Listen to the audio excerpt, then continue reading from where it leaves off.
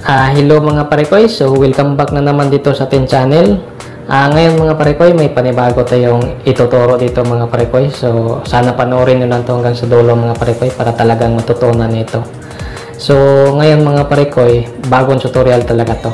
Hindi ko to gawin kung walang nag-alert sa akin. Merong nag-alert sa akin na kailangan ko talagang gagawin, kaya ito gagawin ko na. So ngayon mga parekoy, ituro ko sa inyo kung paano natin burahin yung virus sa ating mobile phone. So, aktuhan talaga natin ito ngayon mga parekoy kasi may virus talaga sa phone ko. Kaya kailangan ko rin burahin to. So, ituturo ko na lang din sa inyo kung paano. So, sana mga parekoy, panoorin na lang ito hanggang sa dulo para talagang matutunan nyo. At sana, huwag nyo kalimutang i-subscribe yung ating channel. So, yan mga parekoy para lahat tayo masaya dito. Para palagi din kayong notify sa iba pang video na i-upload natin dito kung masubscribe nyo itong channel natin. So ayan mga parekoy, pasensya na kung medyo pikla yung bibig natin ngayon kasi bisdak sa mga parekoy. So sana nga mga parekoy, i-share niyo itong video sa mga kakilala niyo para makakatulong nito sa kanila. So ayan mga parekoy, so di na natin patagalin to kasi medyo gabi na talaga kasi mag-alas 11 na. Antok na rin ako, pero ginawa ko lang itong video kasi may nag-alert talaga sa akin. So ayan na mga parekoy, simulan na natin to. Sundan nyo lang yung ituturo ko sa inyo.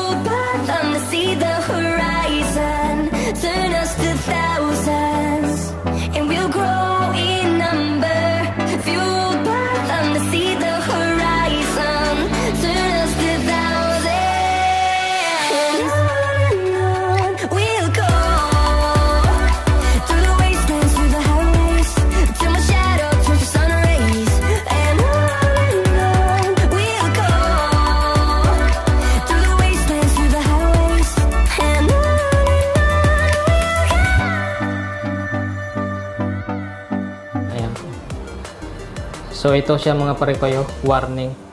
Check your mobile phone now. Ayan. Dito maraming warning siya. Kasi marami kasing iwan ko kung anong napindot sa anak ko nito kasi yung anak ko nanood ng kanina yung mga pambata. So ito mga junk files raw. Ayan, mga suspicious files. Marami siya mga parekoy. Yan, alam na natin to pag ganito, virus to. Ayan, so ito yung kailangan nating burahin. Mga suspicious files talaga. Iwan ko kung anong, baka kasi yan, mag-alert yan na i-allow mo ba o hindi. So siguro na-allow sa anak ko, hindi lang natin alam, kaya nagkaganito. So yan. So ngayon, ang gawin natin dito, punta tayo sa ating Chrome. Ayan, sundan nila to mga parekoy, madali na natin to. So ayan, sa Chrome tayo, sa Google Chrome ha. Tapos yung dito sa taas, yung tatlong tuldok, ayan, i-click nyo lang siya. Tapos dito settings, sa settings kayo, ayan. Pag abot dito, hanapin nyo ito si site settings. So ayan, tapos itong sa taas, all site. So ayan, ito siya mga parekoy.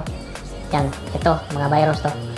Yung nag-start na HTTPS, ayan, mga virus yan.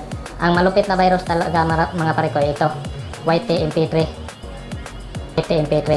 Ito yung malupit na virus talaga. Kasi nag-download din ako dito kanina. Yan, isa din to sa nag-alert sa akin. May dinownload na ako na music sa galing YouTube. Na ano ko lang siya. So ngayon, ang gawin natin dito, i-click nyo lang siya. Yan. Dapat ito lahat, burahin nyo. I-ano nyo siya, clear and reset. Ayan, clear and reset. So ito naman, clear and reset. Yan lang yung pagbura mga parekoy. Ayan. Ubusin nyo lang talaga to dito. Kasi ito dito, mga virus to. Sundin nyo lang yung ginawa natin. Ayan, clear and reset. Mga malupit to na virus. Pag may ma-open ka na ano, mga files, tapos mag-alert na i-allow mo ba o i-block. Pag ma-allow mo siya, ayan, yan na, lagot ka. May iba din, may magpasa sa'yo, tapos pag ma-open mo, automatic. So ayan, pag nagsimula ng ano, HTTPS, ayan, alam na this. So maraming virus talaga to sa akin.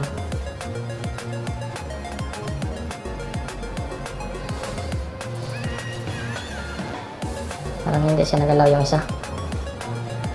Mamaya na yan. May malupit talaga na virus na ayaw talaga magpa-remove.